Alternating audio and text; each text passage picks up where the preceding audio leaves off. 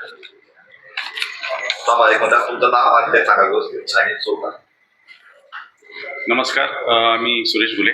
सध्या आपल्या ज्या राष्ट्रवादी काँग्रेस पक्ष आणि भारतीय जनता पार्टी युतीच्या ज्या नगराध्यक्षपदाच्या उमेदवार आहेत मोनिकाताई वानखेडे त्यांचा प्रतिनिधी आहे.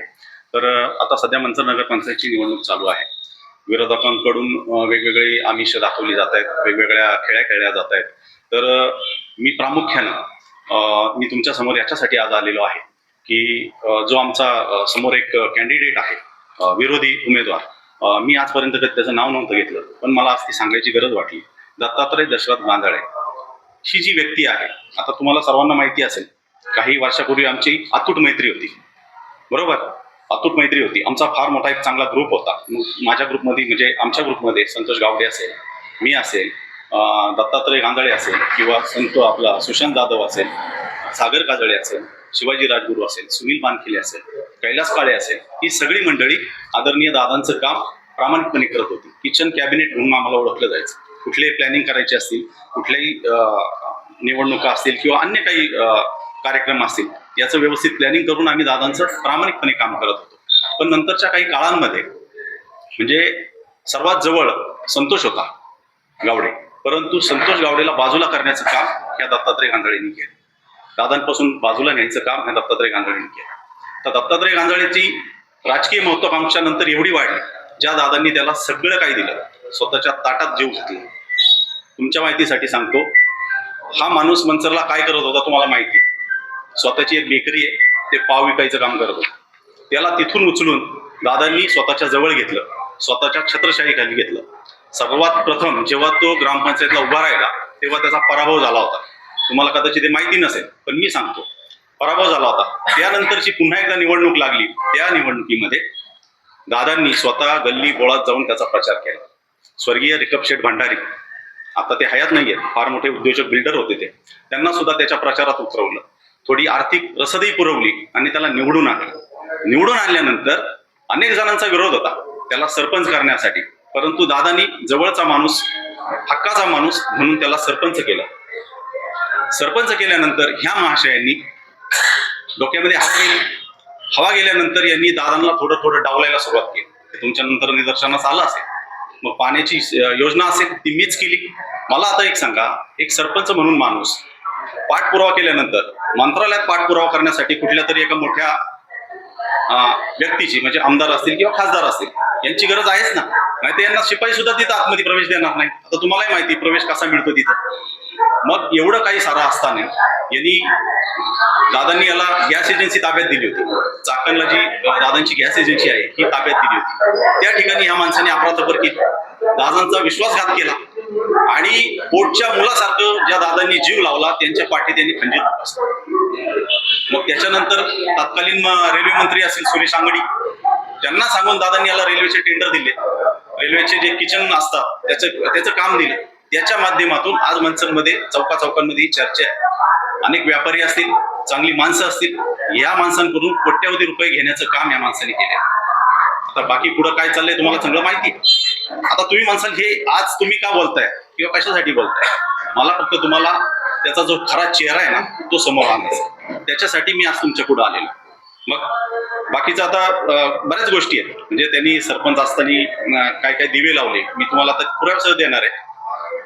ह्याच्या गोष्टी आहेत. मग आता मंचरमध्ये स्ट्रीट लाईटचं काम झालं, तर स्ट्रीट लाईटचं काम करताना तो एक एक खांबळा जो दिसतोय ना तो 3-3 लाख रुपयाचा आहे का? तो 3 लाख रुपयाचा तुम्ही मार्केटमध्ये चौकशी केली तर 70 ते 80 हजाराला तो खांबळा भेटतो, पण तो 3-3 लाख रुपयाचा एक एक खांबळा आहे. अशा पद्धतीचा भ्रष्टाचार. आता किती खांबळे तुम्ही बघा मंचरमध्ये जे स्ट्रीट लाईट लावले होतात त्यावेळेस. दुसरी गोष्ट आहे की कोरोनाचं जे म्हणजे काय म्हणतात त्याला, पालुपत त्यांनी चालू केले. कोरोना काळामध्ये संपूर्ण राष्ट्रीय स्तरावर म्हणजे जी परिस्थिती ओढवली, त्यानंतर शासनाने असे निर्णय घेतले होते की महानगरपालिका असतील, नगरपालिका असतील, नगर परिषद असतील, नगरपंचायत असतील, ग्रामपंचायत असतील, यांना स्थानिक लेवलवर काम करण्यासाठी अथॉरिटी दिली होती. बाकी कुणालाही अथॉरिटी नव्हती. आता ही अथॉरिटी जर नव्हती तर त्यावेळेस मग ग्रामसेवक असतील, ग्रामविकास अधिकारी असतील किंवा त्या तत्कालीन सरपंच असतील, यांना जे कोरोना काळामध्ये काही मृत्यू लोक पावली तर त्यांची व्यवस्थित अंत्यसंस्कार करण्यासाठी त्यांना मुभा दिली होती. ह्या बाजाराने काय केलं असेल, याला इव्हेंट मॅनेजमेंटचा चांगला अनुभव आहे मोठा. यांनी अक्षरशः माहिताचे फोटो काढण्यासाठी कॅमेरामन बरोबर नेले आणि त्याचे व्हिडिओ काढून व्हायरल करत बसला. आपल्या हिंदू धर्मामध्ये असं चालतं का? माहितांचे व्हिडिओ काढणे. हा, तू काम करतोय कर. इथंच काम नाही झालं तर बऱ्याच ठिकाणी म्हणजे जिथं जिथं ह्या व्यवस्था केल्या होत्या त्या ठिकाणी झालं. त्या ठिकाणी लोकांनी केलं का असं काही? व्हिडिओ व्हायरल करणे, मयत जळतानाचे व्हिडिओ व्हायरल करणे, केलं का असं काही? पण यांनी केलं, कारण याला फक्त प्रसिद्धी पाहिजे होती, बाकी काहीही नाही. या अशा गोष्टी आहेत. त्याच्यानंतर ग्रामपंचायतचा जो भ्रष्टाचार आहे त्यांच्या काळामध्ये झालेला, तो असा आहे की माझ्याकडे काही जो अहवाल आहे, म्हणजे जेव्हा चौकशी लागली होती त्यांची, तर त्या चौकशीचा अहवाल आहे. त्या अहवालामध्ये नाव दत्ता गांजाळे सरपंच आणि सचिन उंडे ग्रामसेवक, हा चौकशी अहवाल आहे. तुम्ही नीट बघा, त्याच्या कॉपी तुम्हाला देतो. तर याच्यामध्ये लहान मुलांच्या अंगणवाड्या बांधण्यासाठी भरपूर प्रमाणात शासनाकडून निधी उपलब्ध झाला होता मनसरमध्ये.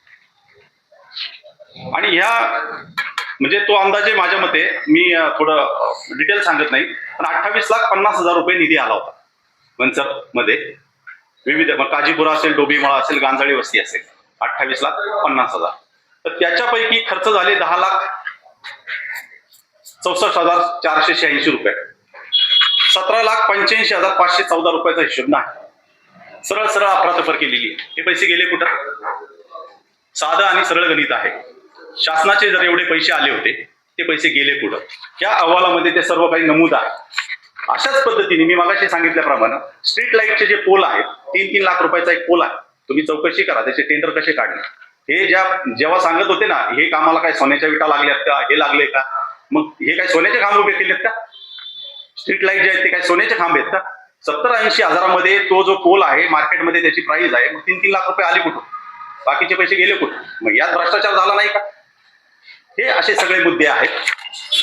त्याचप्रमाणे परवा एक शिंदे साहेबांची सभा झाली, त्याच्यामध्ये हे म्हटले की नगरपंचायत आम्ही केली.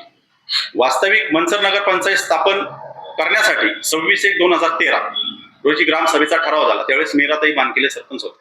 तेव्हा हा ठराव गेलेला आहे. त्याची पण प्रत आहे माझ्याकडे, मी पाहिजे तर तुम्हाला ती देतो. त्यानंतर शिंदे साहेब घाईघाईत आले आणि ह्या बाजाराने एक चिठ्ठी सरकवली तिथं की 136 कोटी पाणी पुरवठ्याची स्कीमला मी पाठपुरावा केला. हे महाशय कधी आले शिंदे सेनेमध्ये? आत्ता 1-1.5 महिना झाला. या गोष्टीचा 2 वर्षापासून पाठपुरावा चालू आहे. म्हणजे निव्वळ फेकमफाक, बंडलबाजी. आणि ही जी माणसं आहेत, म्हणजे नामदार दिलीपराव वळसे पाटील असतील, शिवाजीदादा आढळराव पाटील असतील, ही 2 वर्षापासून त्या योजनेसाठी पाठपुरावा करतायत. हा 1.5-2 महिने झाले तिकडे दाखल झालाय आणि सांगतो मी पाठपुरावा केलाय किंवा मी करतोय ते. म्हणजे अशा पद्धतीने हे काम चालू आहे. त्याचप्रमाणे ही जी व्यक्ती आहे समोरची, अनेक व्यवसायामध्ये त्यांनी अनेक व्यवसाय केले. सगळे व्यवसाय बघा कुठं चालू आहेत, कसे चालू आहेत. त्या व्यवसायामध्ये ह्या माणसांनी जे पार्टनर आहेत, जी जवळची माणसं आहेत, त्यांना फसवायचं काम केलं. यांनी दादांचा बॉडीगार्ड सुद्धा सोडला नाही, यांनी दादांचा ड्रायव्हर सुद्धा सोडला नाही, त्यांच्याकडून सुद्धा उकळले.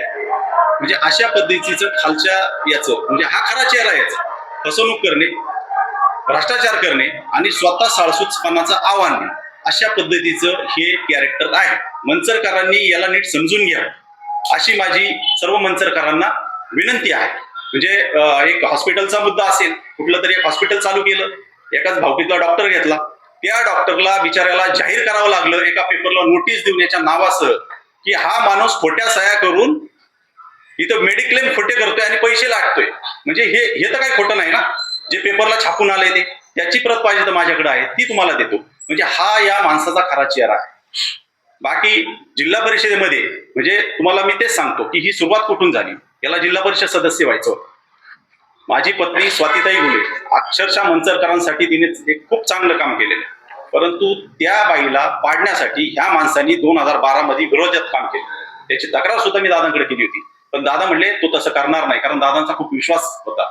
पण आज दादांच्या पाठीत त्यांनी खंजीर खुपसलेला आहे. आज आम्ही पहिल्यापासून दादांबरोबर प्रामाणिकपणे काम केलेलं आहे. आज दादा इकडे राष्ट्रवादी दाखल झाले, आम्ही देखील राष्ट्रवादीमध्ये प्रामाणिकपणे काम करतोय. परंतु या गोष्टीमध्ये ज्या माणसाने आपल्याला समाजात आणलं, मोठं केलं, त्यांच्यावर तरी त्यांनी हे करायला नको. अजून एक मी तुम्हाला एक किस्सा सांगतो. लोकसभेची निवडणूक होती, गावची मिटिंग झाली, गावचा ठराव झाला की दादांना पाठिंबा द्यायचा आपल्या गावचे म्हणून. कारण दादा नेहमी लांडेवाडी जरी असले तरी मनसर आपलं गाव सांगतात. भैरवनाथाच्या प्रांगणामध्ये मीटिंग झाली. हा महाशय त्या मीटिंगमधून उठून गेला. पटलं का याच्या बुद्धीला? याला समोरचा उमेदवार जवळचा होता का? दादा जवळचे नव्हते का? 1 वर्षापूर्वी निवडणूक झालेली आहे. पण ही अशी पद्धत आहे या माणसाची, म्हणजे ज्याचं खाणार ना त्याचं वाटोळच करणार. त्याच्यामुळे मंचरकरांनी अशा या भुलभुलया भामट्यावर विश्वास ठेवू नये अशी मी सर्वांना विनंती करतो. जय हिंद. आणि काय विचारू शकतो? विचार. मगाशी म्हणाले दत्ता गांधळांनी ग्रामपंचायतीमध्ये भ्रष्टाचार केला, कदाचित ते खरं पण असेल. पंचायतीच्या दप्तराची तपासणी होते, ऑडिट होते, त्या ऑडिटमध्ये असे काही शक आहे? हा रिपोर्ट आहे नाही ते नंतर दप्तर तपासणीचा आहे. नाही ऐका ना, हा अहवाल आहे. हे बघा किती चौकशी सालचा अहवाल आहे. हा 2021 ला सुरुवात झाली त्याची. 2021 ला, म्हणजे याचं मला वाटतं 2020 ला हे संपलं ना, मुदत संपली ना, त्याच्यानंतर त्याचा चौकशी लागली होती. चौकशी लागली. आता किती वर्ष झाली त्याला? एक साधारणतः 2-3 वर्ष झाली. 3 वर्ष. 3 वर्षात काहीच म्हणजे आता सत्ता सगळी तुमच्याकडे आहे किंवा काय, काहीच त्याच्या संदर्भात गुन्हे दाखल किंवा काय नाही. आता हे बघा, त्याच्यामध्ये मुद्दा असा आहे की हा जो चौकशी अहवाल आहे, मी तेच सांगतो की हा महाशय जेव्हा हा चौकशी लागली त्याला कळलं की आता आपलं काही खरं नाही. हा दादांकडे गेला, दादांपुढे रडला. दादांना म्हणला, दादा मला याच्यातून वाचवा, माझ्याकडून चुका झालेल्या आहेत. त्यावेळेसचे कोण अधिकारी असेल त्यांनी दादांनी त्यांना सांगितलं की काही असेल तर म्हणजे चौकशी जी आहे थोडी थांबवा. बरोबर, म्हणजे याला त्यावेळेस पण पाठीशी घालण्याचं काम केलं. म्हणून हा चौकशी अहवाल आहे, हा थोडे दिवस लांबला. त्यानंतर मध्ये कोरोनाच्या काळामध्ये काही ते सुट्ट्या वगैरे होता, म्हणजे बरंचसं काम 1-1.5 वर्ष तरी ते बंद होतं. त्या काळातला हा विषय आहे. आणि त्यानंतर तर काय म्हणतात त्याला, जिल्हा परिषद म्हणजे निवडणुकाच बऱ्यापैकी आता 2-3 वर्ष झाली बंद आहेत सगळ्या. बॉडी नाही. जर जनरल बॉडी असती तर जनरल बॉडीमध्ये हा विषय गेला असता. तिथे जिल्हा परिषद दरेकर पण होते, अधिकाऱ्यांच्या मदतीने पण हे दाबण्याचा प्रयत्न झाला असेल. आता म्हणाले शिवाजीराव आढळराव म्हणाले जाऊ द्या, म्हणजे चुकीच्या गोष्टीला दादांनी पाठबळ दिलं. चुकीच्या गोष्टी म्हणता येणार नाही. मी सांगतो तुम्हाला, दादांचा याच्यावर आंधळा विश्वास होता. हे काय कॅरेक्टर आहे ना हे आम्हाला चांगलं माहिती, आणि आज त्याच्यासाठीच मी तुमच्या पुढे आलेलो आहे. हे मंचरकरांना चांगलं माहिती आहे हे काय कॅरेक्टर आहे. ज्या ऑडिटरने दप्तर तपासलं त्याच्यामध्ये शक काढले नव्हते? काढलेले आहेत ना, आश्चर्य मारलेले आहेत ना याच्यामध्ये आहे. चौकशी अहवाल वेगळा आणि ऑडिट वेगळा असतो. हा, ऑडिट रिपोर्ट मध्ये आहेत ना. जेणेकरून तक्रार झाली ना, बरोबर, चौकशी अधिकाऱ्यांनी दप्तर तपासलं त्याच्यामध्ये बरोबर निघालेलं आहे सगळं. हो. परंतु पंचायतीचं दप्तराचे ऑडिट होतं दरवर्षी. हो बरोबर. त्याच्यामध्ये काही निघालं नाही. नाही त्याच्यामध्ये पण निघालेलं असेल ना. त्याची प्रत आता आमच्याकडे नाहीये, पण तुम्हाला असेल, हवी असेल तर ती पण देवा. कारण ज्यावेळेस चौकशी अहवाल होतो त्याच्यात कुठं अनियमितता झाली किंवा काय झालं, कसे पैसे कुठं गेले, तर त्याचं हे सगळं आहे त्याच्यामध्ये. मग एक शब्द वापरला जातो भामटा आहे. भामटा म्हणजे तुम्हाला काय नेमकं म्हणायचं? भामटा म्हणजे हा चेहऱ्यावर वेगळा मानतो, पण प्रत्यक्षात तो तसा नाहीये. तो सगळ्यात पहिला वार आहे ना त्याच्या जवळच्या माणसावर करतो. आता त्याचं उदाहरण द्यायचं झालं की अजून एक उदाहरण देतो. त्यांनी आता या निवडणुकीमध्ये बऱ्याच जणांना शब्द दिले, तुम्हाला मी स्वीकृत नगरसेवक करतो. स्वीकृत नगरसेवक कसा होतो हे कदाचित त्याला माहित नसेल. ज्याचं संख्याबळ जास्त असतं ना त्यांच्या त्या जे काय म्हणतात त्याला, त्याच्या संख्येनुसार त्याचं ते ठरत असतं आणि त्यांना ते अधिकार असतो, त्या पद्धतीने तो ठराव जात असतो. स्वीकृत नगरसेवकाचा अधिकार जो आहे तो वरच्या पदावर बसणाऱ्या किंवा अन्य कुणाला असा नाहीये. ज्या पॅनलची संख्या जास्त आहे सदस्यांची, त्यांच्या संख्येनुसार ते ठरतं. त्यांच्या शिफारसीनुसारच स्वीकृत नगरसेवक बांधता येतं, तसं बांधता येत नाही. राजकीय डावपेच असू शकतो, विशेष काय नाही. डावपेच मी तुम्हाला सांगतो ना, तुम्ही मला मागाशी म्हटले की भामटा, याला भामटेपणाच म्हणतात ना. नाही ना, तुम्ही मला म्हणले भामटा म्हणजे नक्की काय. हो नाही मी तुम्हाला तेच बोललो की भामटा याचा अर्थच तो आहे की लोकांना चुत्या बनवणे. त्यांनी मागील वर्षी काही आंदोलन केली, काही नगरपंचायतची सीओची काही गैरकारभार पाहिला. बरोबर. तसे तुम्ही काही आंदोलन का नाही केली, उपोषण काय केले, त्यांच्या विरोधात कारवाई का नाही केली? नाही, आता मग सांगतो मी तुम्हाला त्यांच्या उपोषणाचं सांगतो तुम्हाला. त्यांनी एक भला मोठा बोर्ड लावला होता त्या नगरपंचायत मागे, 30 कोटीचा भ्रष्टाचार झाला. तुम्हाला पुरावे दिले त्यांनी 30 कोटीचे. 100-105 कोटीची कामं झाली, त्याच्यात 30 कोटीचा भ्रष्टाचार. मग जो बोर्ड लावला होता त्याचे पुरावे कुठे? फक्त बघा, उपोषण तो स्टंटबाजीसाठी करतो. आणि तुमच्या माहितीसाठी सांगतो, तुम्हाला वाटत असेल तो 5-5, 6-6 दिवस उपोषणाला बसतो. तो मेडिकलवाला माणूस आहे, तो बळ्या खाऊन बसतो. तुमच्या माहितीसाठी सांगतो, एनर्जीच्या. हे आम्हाला सगळं माहिती आहे आपलं. नाही, आता मी सांगितलं मेडिकलवाला माणूस आहे, त्याला माहिती एनर्जी कशी टिकवायची. दत्ता गांधळे यांच्या पत्नीला चांगला प्रतिसाद मिळतोय असं पाहून तुम्ही शेवटच्या टप्प्यामध्ये हे मुद्दे काढताय? नाही, बिलकुल नाही. प्रतिसाद तसा जो आहे तो आमच्या युतीच्या उमेदवारांना चांगला मिळतोय. परंतु ही जी लोक आहेत ना, ही समाजापुढे यांचा खरा चेहरा आला पाहिजे. त्या दृष्टीने आम्ही आज इथं बसलेलो आहोत. यापूर्वी काही चर्चा चालू होत्या की दत्ता गांधी यांनी काही प्रकरणांमध्ये काही पैसे वगैरे काय लाटले तर काय असं आमच्या कानावर आलं होतं. म्हणजे काही लोकांची चर्चा झाली. त्याबद्दल काय? त्याच्याबद्दल असं आहे बघा, जेव्हा रेल्वे खात्याकडून म्हणजे दादांनी जेव्हा सुरेश अंगडींना एक स्वतः पत्र देऊन की बाबा हा माझ्या जवळचा माणूस आहे, याला काहीतरी काम द्या म्हणून जेव्हा सांगितलं, तेव्हाचे तत्कालीन बिचारे आता नाही आहेत ते हयात, सुरेश अंगडी म्हणून रेल्वे मंत्री होते, तर त्यांच्या यांना कामं मिळाली. ती कामं मिळाल्यानंतर बरंच त्याच्यात मध्ये फेरफार झाला. मग जी काही मंडळी आहेत 5-25 मनसरमधली असतील ही दादांकडे गेली. दादांपुढे म्हटली की दादा, कोण म्हटलं आम्ही एवढे दिलेत, कोण म्हटलं तेवढे दिलेत, तेवढे दिले. एवढं झाल्यानंतर दादांनी डोक्याला हात लावला. दादा म्हणल्यावर तुम्ही विश्वास कसा ठेवला त्याच्यावर? त्याच्यानंतर दादांनी त्याला फोन लावला, त्यांनी फोन नाही उचलले दादांचे. त्याच्या लक्षात आलं आपलं बिंग फुटलेलं आहे आणि त्यामुळं तेव्हापासून तो दादांच्या विरोधात वागायला लागला. दादांचे फोन न घेणं, दादांना डावलणं, दादांनी केलेली कामं स्वतः मीच कशी केली एकट्यानी हे सांगणं, हे अशा पद्धतीची तो काम करायला. रेल्वेचं कॉन्ट्रॅक्ट मिळवून देतो, तुम्ही म्हणता की त्यामध्ये अपघात झालाय, काही लोकांना एक्सटॉर्शन झालं, परंतु तशा प्रकारचे काही FIR आहेत का त्या लोकांनी? नाही, त्या लोकांनी तक्रारी केल्या की नाही केल्या याच्याबद्दल मला काही माहिती नाही. परंतु जे दादांपुढे झालं त्याचा साक्षीदार मी आहे, त्याच्यामुळे मी ते सांगतोय. आणि आरोप तर भरपूर झाले. आता तुम्ही संपूर्ण आरोप केले किंवा त्याची हिस्ट्री दिली, पण कायदेशीररित्या कुठंच काही दिसत नाही. कायदेशीररित्या कुणीच पाऊल उचललं नाही. बरोबर. समजा रेल्वेची चर्चा भरपूर मंचरमध्ये आहे, रेल्वेमध्ये फसवलंय, मित्रांना फसवलंय, कोणी काही याबाबत आतापर्यंत बोलायलाच तयार नाही. आजच नेमकं काय बोलतंय? मी सांगतो तुम्हाला. आता काय आहे याच्यामध्ये, ह्या पॅनलमध्ये म्हणजे त्यांच्या पॅनलमध्ये काही उमेदवार असे तर त्यांचे पैसे आहेत अशी चर्चा आहे आणि यांनी असे शब्द दिलेत, मला त्या खुर्चीपर्यंत पोहोचवा, मी तुमचे पैसे देतो. लक्षात आलं का? म्हणजे हा तिथं जाऊन काय करणार आहे तुमच्या लक्षात आलं असं. त्याला पैसे द्यायचे म्हणून मला त्या खुर्चीपर्यंत पोहोचवा, हा त्याचा सध्या प्रचार चालू आहे. म्हणजे तिथं जाऊन अफवा असू शकतात ना? नाही, हे तुम्ही म्हणू शकता, पण ही चर्चा ग्रामस्थांमध्ये आहे. आरोप तर राज्यस्तरीय लोकांवर मोठमोठ्या नेत्यावर पण होतात, ते सिद्ध झालेलं आहे. नाही, सिद्ध होतीलच ना. तुम्हाला हे बघा, याचा पाठपुरावा मी 100% करणार, जे लेखी आहे ते. आता निवडणूक आली म्हणून तुम्ही पाठपुरावा करणार का? या पूर्व काळात काहीच केलेलं नाही. नाही, हे जे आहे, मी तुम्हाला अगोदरच बोललो की मी आज खूप दिवसांनी तुमच्या पुढे आलेलो आहे आणि मी पहिल्यांदा ह्या विषयावर बोलतोय. परंतु ह्या प्रकरणाच्या तळापर्यंत मी जाणार म्हणजे जाणार. निवडणूक म्हणून नाही, परंतु मंचरच्या ग्रामस्थांना, मंचरचे जे मतदार आहेत त्यांना याचा खरा चेहरा कळला पाहिजे, यासाठी मी आज तुमच्या पुढे आलेलो. आता त्यांनी असं म्हटलं आहे की आम्ही काहीतरी विजन घेऊन जातो आहे जनतेपुढे. आता तुम्ही काय बोलणार याच्यावरती? ते विजनाबद्दल काय सांगणार? तुमचं विजन काय आहे आणि त्यांचं विजन काय आहे? त्या विजन मध्ये देखील ते भ्रष्टाचार करणार का असं तुम्हाला वाटतंय? ज्याचं काय म्हणतात त्याला विजनच भ्रष्टाचाराचं आहे त्याच्याबद्दल काय बोलायचं? बरोबर आहे की नाही? त्याच्यामुळे तो कुठलंही विजन, त्याच्या विजनच्या कुणी नादी लागू नका. त्याचं विजन आम्हाला चांगलं माहिती आहे, एकमेव पैसा कमवणे, बाकी काही नाही. म्हणजे ग्रामपंचायतचा सरपंच असताना ते सदस्यांना, म्हणजे आता आमचे सदस्य आहेत काही नातेवाईक आहेत, कोणाच्या घरी हे दे ते दे, तुम्ही यायचं फक्त मीटिंगला बसायचं, निघून जायचं, बाकी ग्रामविकास अधिकारी मी बरोबर धुवून आणतो सगळं, अशी पद्धत आहे. त्यांनी मेळाव्यामध्ये आरोप केला की त्यांचे एक उमेदवार आहे लखन बेटी, यांना सुद्धा धमक्या येतात, त्यांच्या घरी गाड्या येतात, त्याबद्दल काय? नाही, त्याबद्दल मला काही माहिती नाही. ठीक. नानांचं तुम्हाला काय बोलायचं? बाकी कोण बोलणार आहे?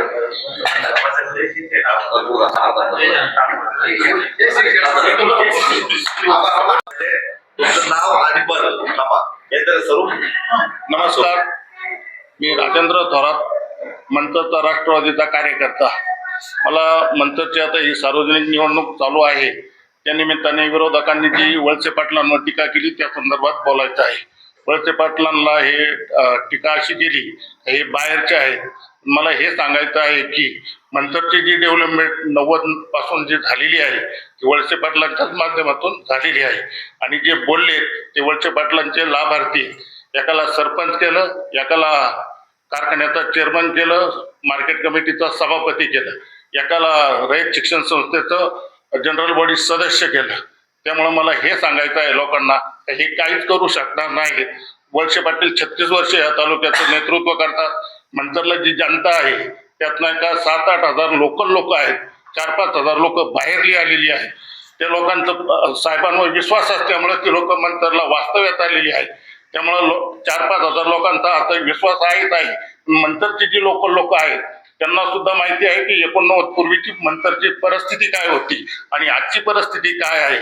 त्यामुळे मला सर्वांना हेच सांगायचं आहे की हे जे बोलतात ते भूलथापा मारतात. मंतरची डेव्हलपमेंट आहे ते फक्त वळसे पाटील आणि शिवाजीराव आढळराव पाटीलच करू शकतील. हे माझं एक ग्रामस्थ म्हणून एक हे मत आहे माझं. त्यामुळं मला हे सांगायचं मंतरच्या ग्रामस्थांना की नाही का आता होणारी निवडणूक आहे त्यात मोनिकाताई बानकिले यांना प्रचंड बहुमताने निवडून द्या आणि जे नगरसेवक पदाचे उमेदवार आहे 16 त्यांना सुद्धा मतदान करा ही माझी विनंती आहे.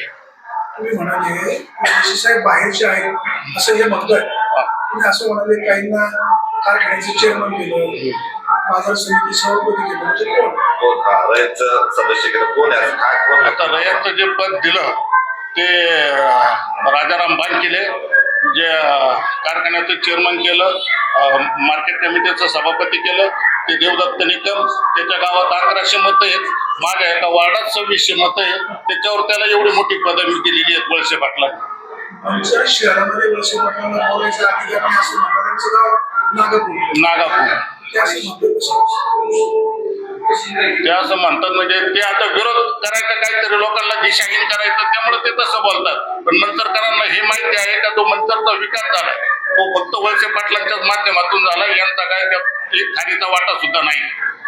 तुम्ही बोलले का तुम्ही बोलले का सरपंच केले सरपंच कोणाला केलं? बाळासाहेब पाटीलांना अपक्ष जे आता उमेदवार आहे साहेब आणि राणांचा फोटो लावून प्रचार करत आहे नागरिकांमध्ये संभ्रम निर्माण झाला आहे. आता तुमचा प्रश्न बरोबर आहे की काही अपक्ष लोकांनी दादांचा फोटो लावला, साहेबांचा फोटो लावला, माझा फोटो लावला, देवेंद्र शेठ शहांचा फोटो लावला. हे अपक्ष उमेदवाराचा फोटो लावल्यानंतर आम्ही ताबडतोब त्या संदर्भामध्ये निवडणूक आयोगाकडे ती तक्रार केली. त्यांनी ती तक्रार दाखल केल्यानंतर जो उमेदवार आहे शिवाजी राजगुरू याचा मला स्वतः फोन आला काल की कृपा करून तुम्ही तक्रार वगैरे काही दाखल करू नका, मी 2 तासाच्या आतमध्ये जे काही तुमचे फोटो लावलेले आहेत ते मी पूर्णपणे बदलून टाकतो आणि काढून टाकतो. आणि त्या पद्धतीने त्यांनी कारवाई केली. चल, या.